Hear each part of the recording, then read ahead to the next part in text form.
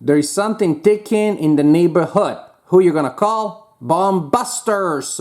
In this cooperative game for 2 to 5 players, you play the role of these anthropomorphic animals who go around defusing bombs, and you have different scenarios, 66.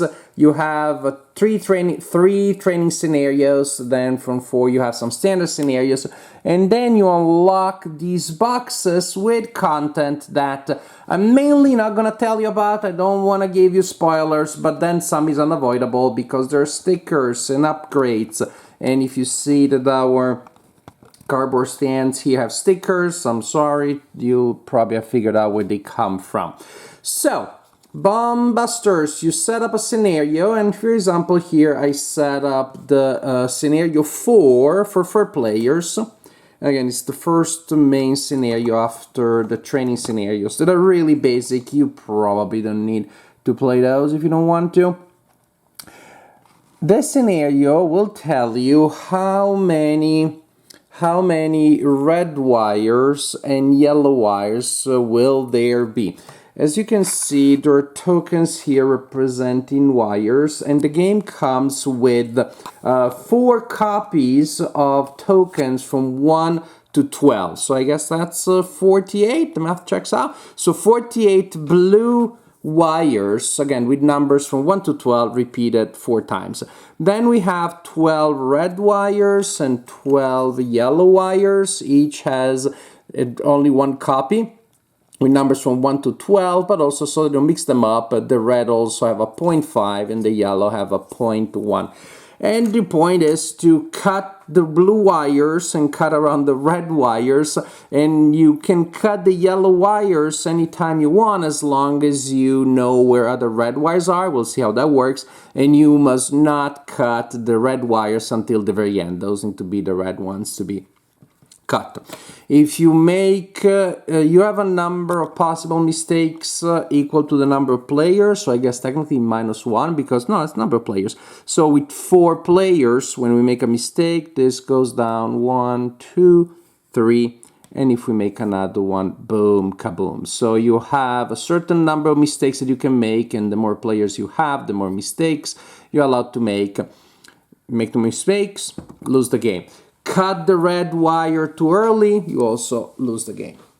So to set up the game, we take our blue wires, those 48 tokens, plus these other tokens indicated here with the red and blue wires, and we shuffle them together face down, and then we distribute them randomly to players.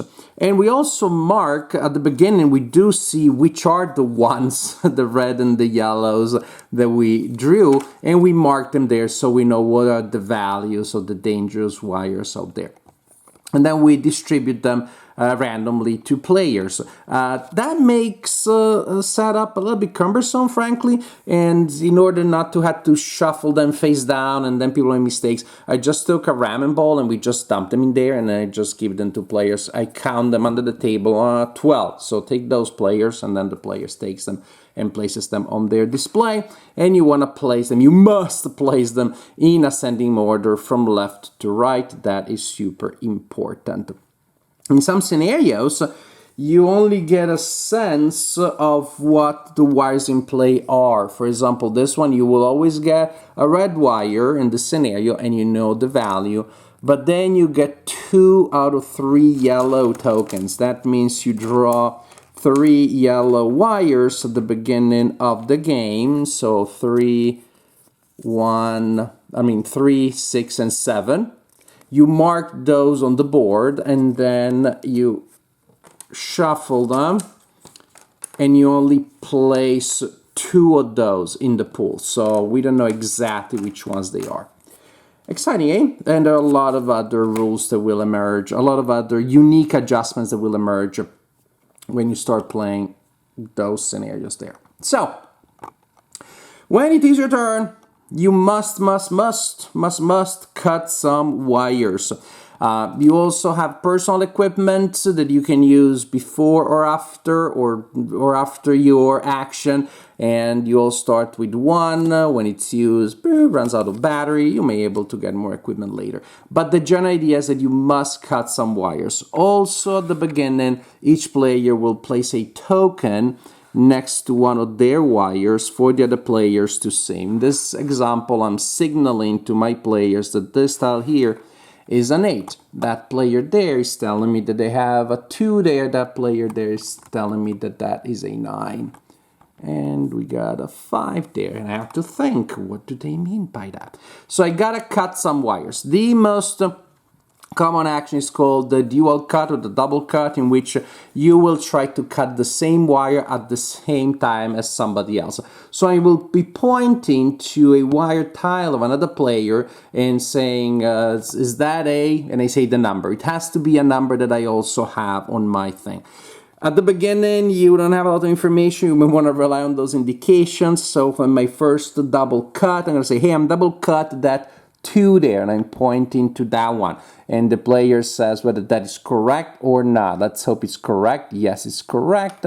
So they cut the 2, and I cut my matching 2, and that is the basic action. Now, if I got that wrong, say next time I'm going to say, hey, I'm going to cut that wire there, which I think is a 1. And they tell me, yeah, it's a 1 actually. Yeah, good for us. Another great double cut. And then I'm gonna say, I'm gonna cut that. I think you got a 4 there. And the player checks and says, no, it's not a 4. When I get that wrong, well, at least they get to tell me what the one they got wrong is, and they place a marker there. So you fail forward a little bit. So if I identify wrongly, at least then we get to know what it is. You may want to move the tiles around a little bit so that you know exactly which one it's pointing to. So I tried to cut that 4. It turned out to be a 3. I get that indication, but then also, we made a mistake there. So the dual cut, you are trying to cut a matching wire from your board to someone else's board at the same time, matching wire. It may also be that you realize you're the only player who still has wires of a certain number. It's entirely possible that you have all 4 with the same number, and then you say, okay, I'm doing a single cut, and you reveal all 4 wires there.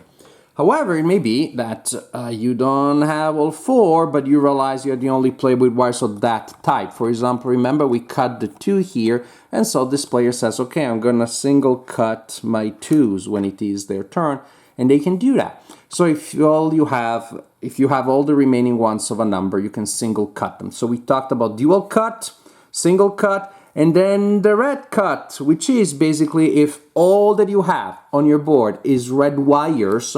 In this scenario, there's only 1. In other scenarios, there may be more. If all you have is red wires, you say, okay, I'm going to cut the red wire or wires, and then you can play them. But you gotta have cleared everything else. In other words, you need to clear every single tile with the red ones first. Now, about the yellow ones. The yellow ones, they're tricky because you look at the value. You look at the value during setup to place them in specific positions so you know where they are. But then for game purposes, they come as all having the same value and a value of yellow. So you can cut this 8.1 yellow by calling 8 or 9 or even 8.1. You say, okay, I'm gonna cut your yellow. Because through my impeccable logic, I realized that there is a yellow here. So I'm gonna dual cut that yellow there, and the player confirms yes, it is yellow, and I say okay, boom. And that's how you cut the yellows. You mash them yellow with yellow regardless of value. A couple of other things. When all 4 of a kind have been cut, you may want to mark those as a reminder for players. Also, you see those cards there. Those are equipment cards. They're drawn randomly from a deck at the beginning of the game, and they have numbers in the top left corner. They start as inactive. When all 4 wires with that number have been cut, they become active. So from the X side you shift them to the check mark side. And now anybody can use the effect indicated there. They can be quite powerful, but they are one-time use. After we use them, we flip them that way. And that's the idea. You play, you go around cutting wires, occasionally activating, making effects available and using them. Plus, again, your personal effect here. Cut the wires, try not to blow up your team, the building, the bus, wherever the scenario is taking place. Each scenario has a micro narrative, especially then later when we go to those mini campaigns with big bad baddies and villains we're trying to defeat. Again, try to win, try to cut all the wires in the correct order without going kaboom, and you win the game. Bone Busters is a fun cooperative game. It can be challenging, but it also can be very not challenging. I'm not talking about the early missions that, of course, are easy, but if you play with 2 players, and that's kind of the mistake that we made at the beginning. With my 14-year-old, we were playing just the 2 of us because it just happened no one else was around, and we just like killed the first like 10, 15 missions without any problem whatsoever. With 2 players, it's just very easy because if I don't have it, you have it, and that's the way it is. Then we added a 3rd player who happened to be my 13-year-old kid, and things became where I believe the game needs to be, with that nice challenge. And by then we were in some of the later scenarios, later, maybe like 18, 20, something like that. So not super challenging, still in the early half of, the first out of 66. But definitely more challenge. So I would not recommend playing with 2 players unless you really are just introducing somebody and you want to show them. Other than for a tutorial, there isn't much of a point. With 3 and more, yes, that's where it needs to be. And 3 for us was really great. We didn't try it with 4 or 5. Then I think the challenge is going to be very, very intense. And it still became very intense. By 30 or so, there are some really tricky missions.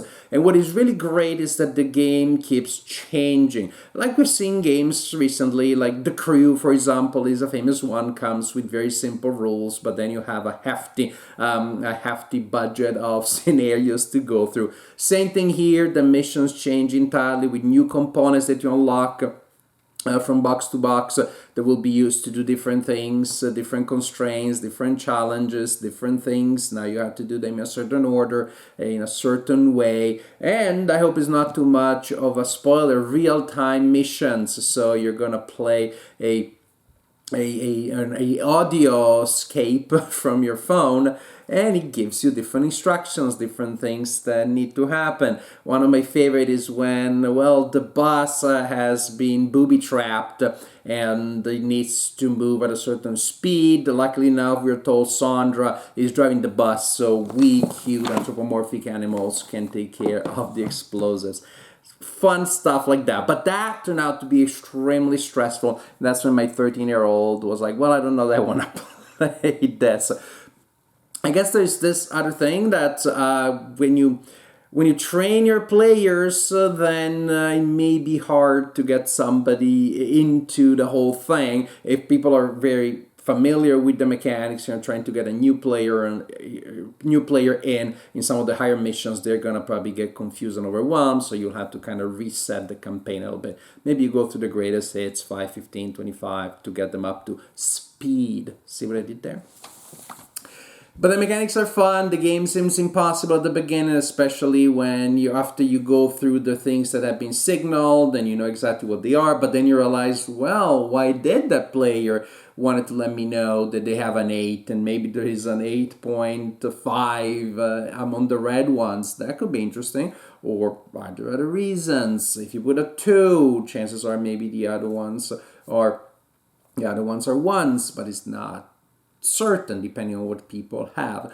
So as the game progresses, on one hand, you don't have those initial guiding pieces of information anymore, but then more things have been knocked out, and so now you have ranges that you're working with to create your to work your logic, and but it becomes more challenging because you yourself have fewer things to call. So it's really a really nice arc, as you have more understanding, but also you have fewer options, and so you may get at a point where like, well, based on the information, it's gonna be a 50% chance, and if you get a thing wrong, if you get a yellow wrong, 50% chance, that's not gonna kill you. The possibility of a mistake and somebody overlooking something and blowing up everything because they cut the red wire too early is always possible. And when you engage with a game with this theme, I think you need to be ready for that possibility. I wish setup was a little faster, a little less laborious. If you set up the whole thing and then, yeah, somebody blows up the bomb early on, it's a bit annoying, but it's a minor thing. I thought I would mention that because you have to go through all the steps and make sure no one sees any tile other than their own. But the experience then is fun, and so we played it quite a bit, and that means that we were enjoying it, and ultimately the setup was just a minor minus, not a deal breaker in any sense. The illustrations, the way the theme is handled, makes it family friendly. The intensity of some of the scenarios, probably not. I wouldn't play this one with young kids unless maybe you want to see them rage quit and cry, because again, it can be intense. But for adult game night, or for some of your to play with your teenager kids, definitely Bomb Busters is fun. Again, if you can take the intensity, because it can be indeed quite tough when you get especially to the real-time scenarios.